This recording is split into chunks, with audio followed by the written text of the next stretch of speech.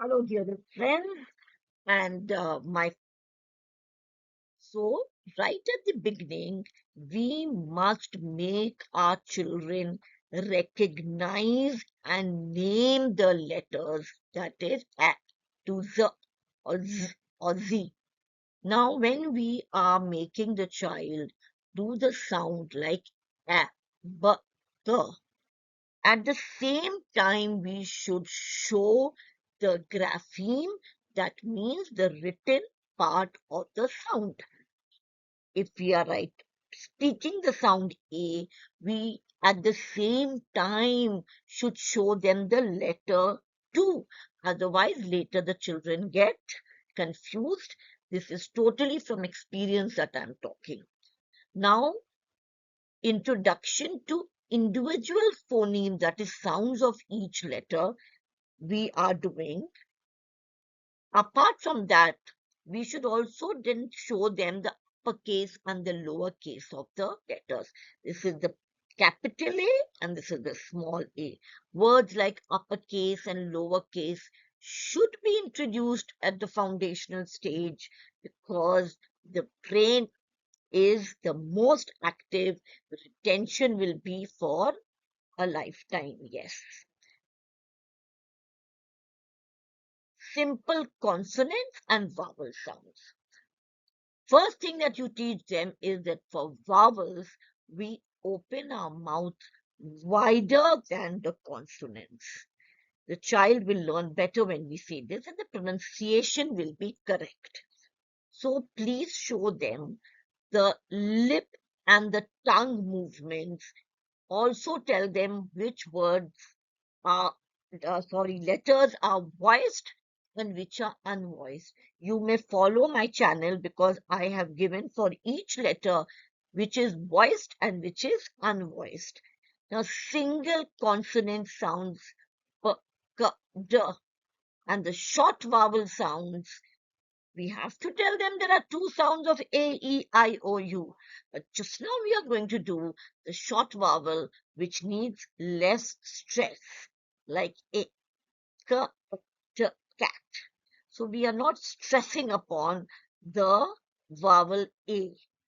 When I come to the long vowel, we will talk about how that has to be stretched. So these are the topics which we should take it chronologically wise. We've first done identification and then we are telling them about what are vowels and what are consonants. It's a lot of practice of words. Blends and digraphs. If you haven't heard these words, no problem, hear it now. The beginning blend. I'll just give an example of a milkshake or a protein shake that you would like to have yourself or give it to anybody else. There are a lot of fruits in your shake and you do not run the mixie and blend the shake properly.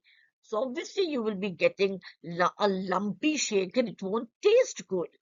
Similarly, if we do not blend the letters together in a constructive manner, our language will not absolutely be right or correct, and it won't taste good, it won't hear good. Like bl, st, cr. Now you don't have to say blur, blur, no. It is black, black, not black.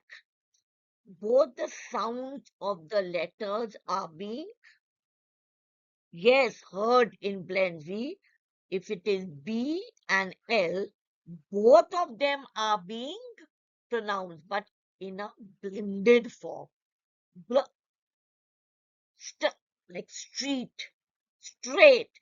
And we can think of so many other words for our star, for our pre-primary children. Then, kr, and at this age, they love listening to the stories of the kings and the queens. So, crown, ending blends. That is, these come at the end. So, what can the end itself is end. ND is at the end.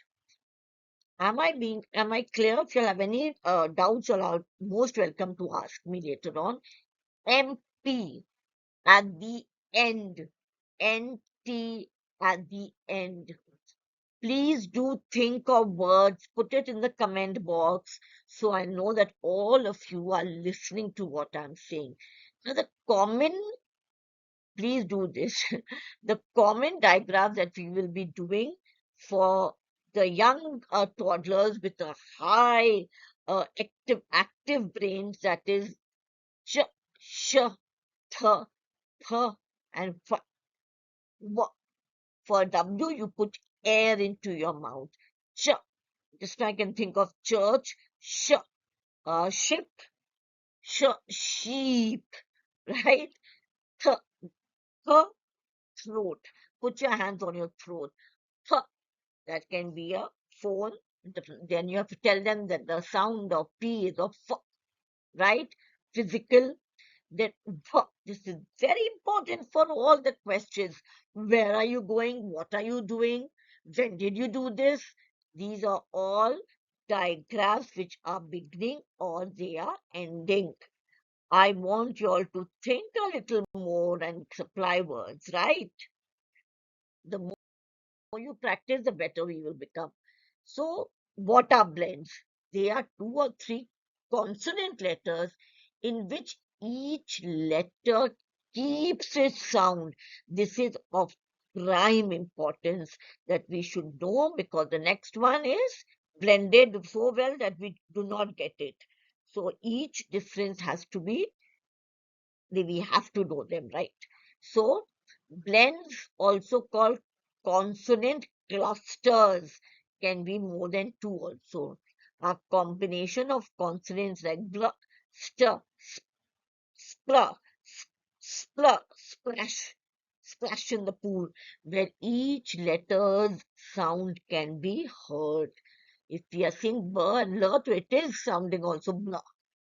Now, common initial blends, the R blends and the S blends. Let me just explain. Here we have done it just now. Blah, blah, blah, blah, blah. These think of words like this. Like I'm going for the center one. Gl, glow, blah, please, blah, flower, blah, clutter. Don't put clutter in your classroom. Blah, black. Similarly, these are the R blends. Dr, dr, dr, fr, gr, gr. Can you think of words? Please do think. So let me just tell a few. Brick, crown. Children love these words. Frock, dr, dr. It has to be R blend. So we have to say driver, right? Gr, grow, prince, when we're talking about the king and queens. Then school, skate, and please think of many more. In my next class, I will be doing it though with you all. Blends can appear at the beginning, middle, or end of the word. T, best, st, see, st at the end. In lamp, and many contain 2 or 3 consonants. In the word brag, you know the meaning of brag? It means to boast, to show off. The b and the r are both clearly pronounced, and this is what is known as the blends. Okay, both the all the letters which are used, they maintain their individuality. Wonderful. Now we come to the next segment, and that is digraphs. Remember, in blends, it was both the sounds were being heard. Now, in digraphs, 2 letters that work together to represent a single sound or phoneme. There might be 2, but we are making the sound of only one.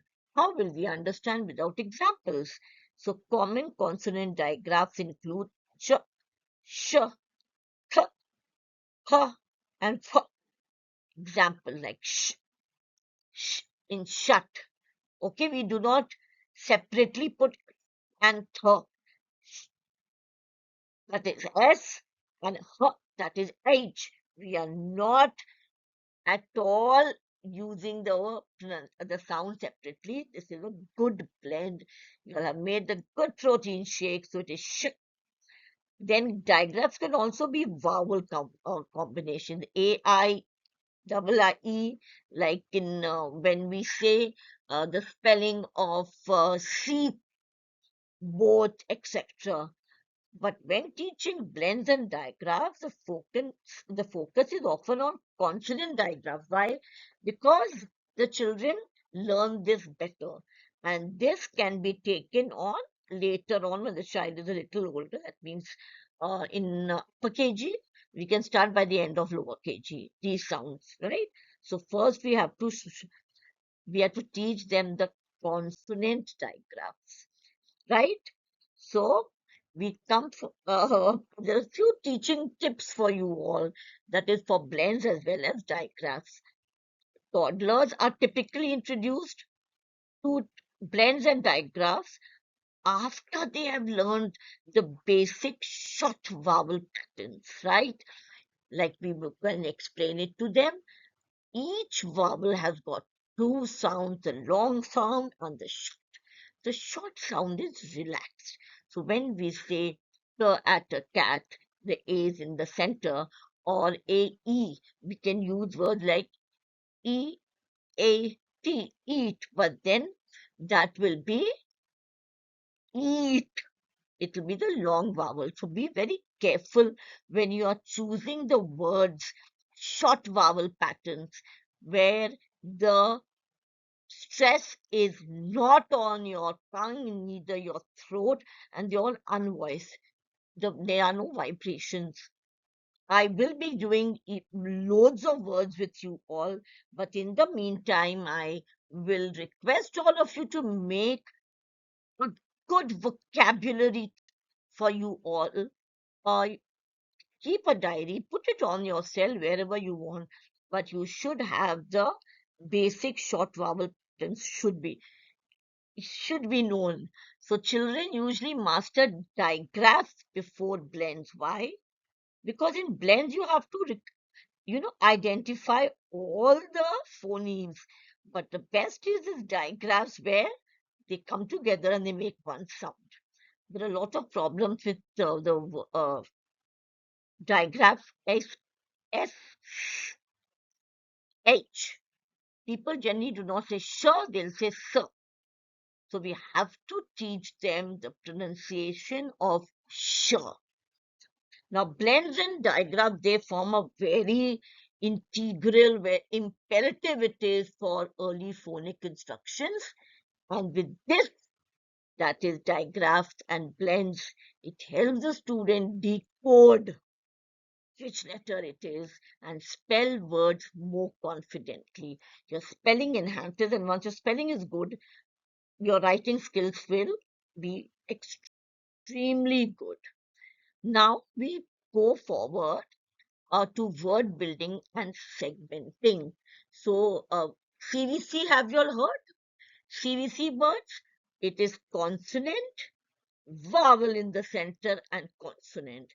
Given a few examples, at a cat, per it, a pit. Is it correct? No. See, if I pronounce E or I incorrectly, this is what will happen. Right? Per and a pen, if you open your mouth wide, it will become per and a pan.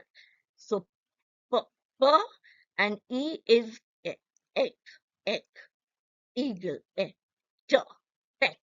And I is like igloo. You can't stress on it. So it sit. Got it? And S is snake, school. Remember the sound, please. It is there in my videos. You all can watch it. And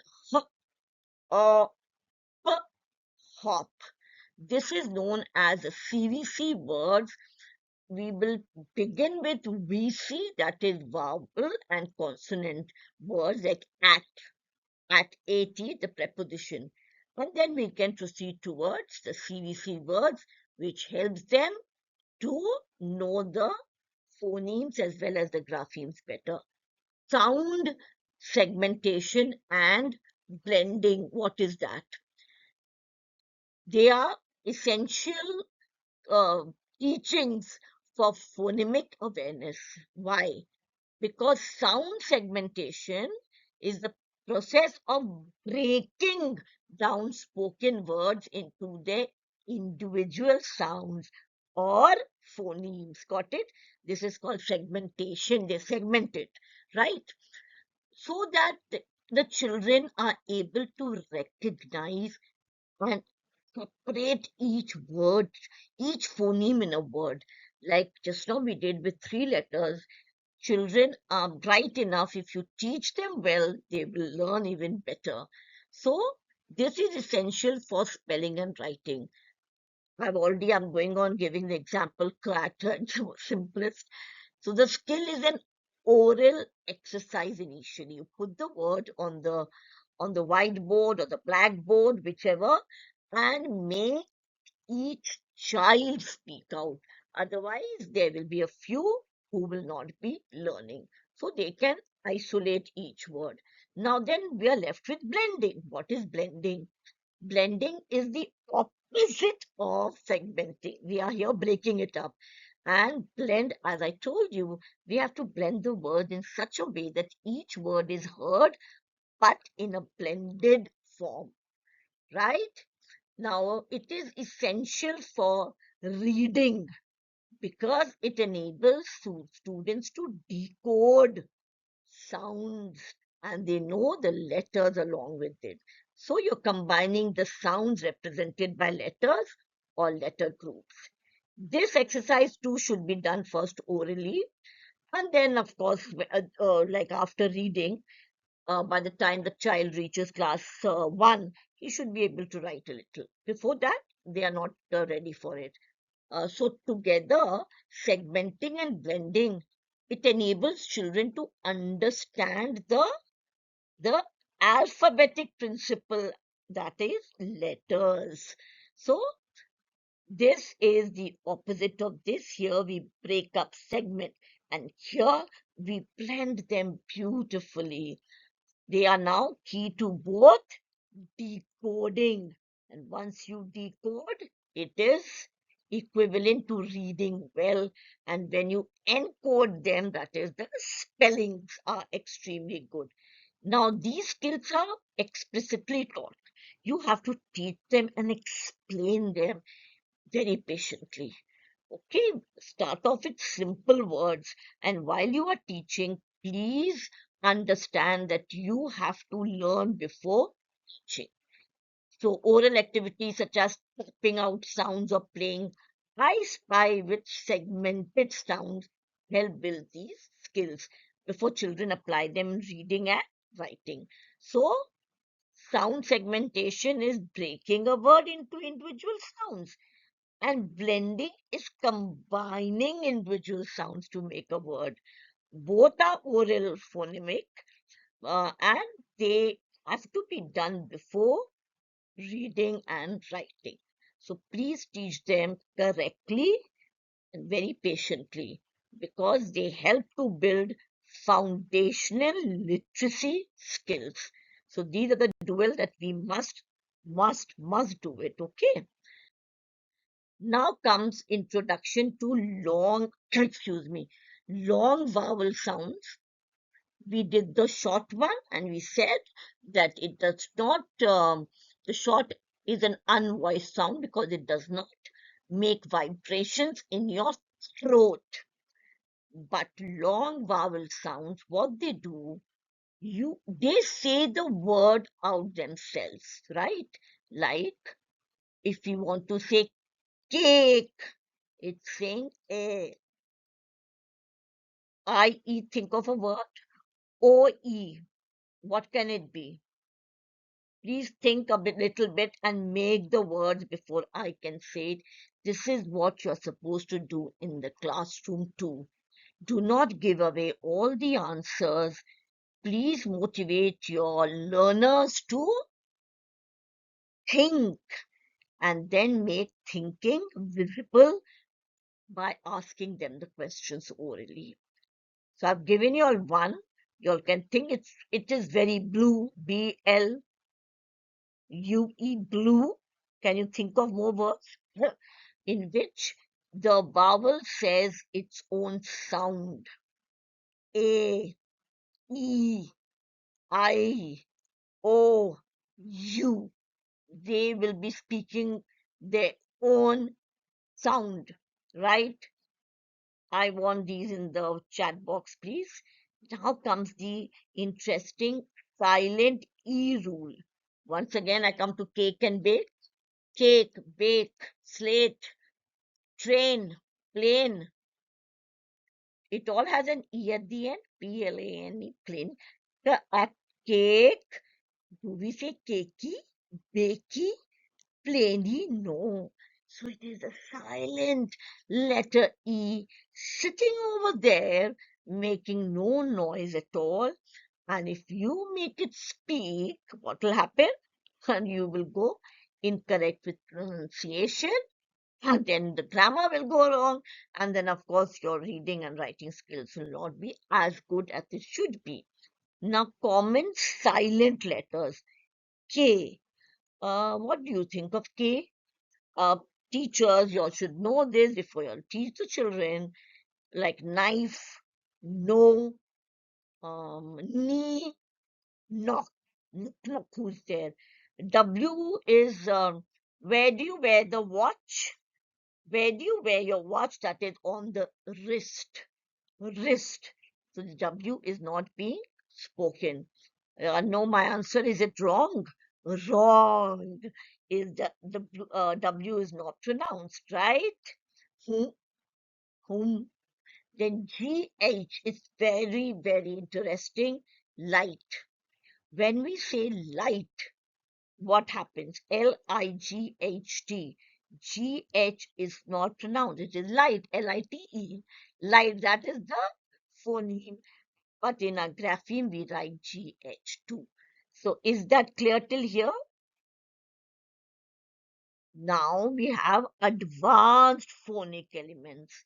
Uh, that is blending, digraphs, vowels and consonant sounds, the long vowel and the short vowel sounds, then the silent E, silent K, silent W. We have done this till now. This should be done not before for KG, that is OI, OY, OU, OW. Now, what is the fundamental features of diphthongs? What are these? So and what are these R controlled and consonant doubling? We will just see that. Now, what are diphthongs?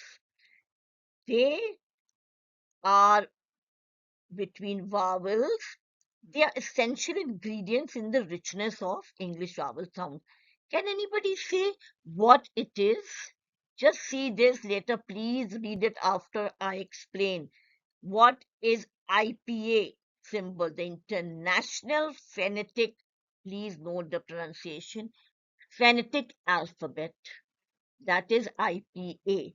These are the symbols which are accepted internationally. So we should know what is a diphthong. It is a vowel sound that involves gliding from one vowel to another within the same syllable, creating a single blended sound. Single blended sound. In a diphthong, the tongue shifts its position during pronunciation, right? So the word diphthong comes from the Greek word two sounds, D-I-D, right? This itself means two, right? And it refers to a single syllable containing two vocalic targets.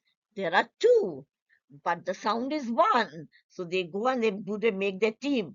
And they're also known as gliding vowels because the articulators, people who speak well, move from the position of one vowel to another. Examples include the sound of words like oil, oil. Now, the sound of O and L is there. They are both vowels. We are not saying oil, oil. It's oil. So OI is pronounced extremely well because we have blended. Town, town, town. That is, we are only speaking of town. A and U is the sound. We don't say to, the sound of O is O, ta, one. No. We blend this and say oh, town, rain, rain. A and I both are vowels. Now there is one very famous saying. It says when two vowels go walking, the first one does the talking. So see, the sound is of A and not of I. Have you understood? Oil. The sound is of O and not I. This is generally, uh, and every exceptions do have, something which is different. But in this case, till the foundational, we can safely say when two vowels go walking, the first one was the king. So diphthongs. Now these are the common English diphthongs which we must teach them by the time they are the end of LKG or KG. A little older they should get. Falling, descending diphthongs. They start with a stronger vowel sound and glide into a weaker one. Right? I. Now I. Imagine E-Y-E is on I-E. It is A-I-I. Got it? Ascending, that means they go up. They begin with a weaker and they become stronger by going up. So these are less common in English.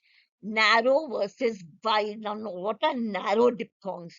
They involve a small movement, while wide diphthongs involve a larger tongue shift.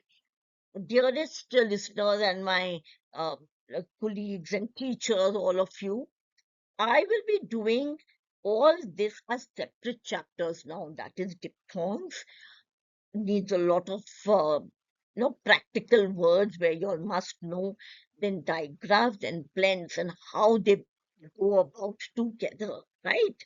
So the importance in phonics and pronunciation, they are the diphthongs are key for accurate pronunciation and phonics. If we do not know how to blend them properly, then obviously it will be oil and we will be mispronouncing it. They affect the sound of many common words and may vary by accent or dialect. Teaching diphthongs helps learners distinguish and produce blended vowel sounds. That is why we have a lot of people saying is school or black, because they have not been taught how to blend it properly. Is school, black, and there are many other words like this. Bowl. This comes on a little later, that is application and practice. We have to read simple, decodable text. As we do a lesson, we must make them practice with an assignment done at home. They can revise done in school and they can revise it at home. So decodable text. We will be taking each lesson separately to spelling and writing exercises. Spelling goes into words, words go into phrases, phrases go into sentences, and then only we say that we are good in English. Listening skills are of prime importance and phonemic awareness activities. So listen, understand, then speak, recite, or narrate. I will also be telling you quite a many phonemic awareness activities. But before that, you have to watch this video at least 2 to 3 times. You can contact me on my email address, which I'll put in the comment box. And please let us all get together. Whichever language we speak, we should be able to speak it with clarity and correctly. God bless each one of you. Thank you so much.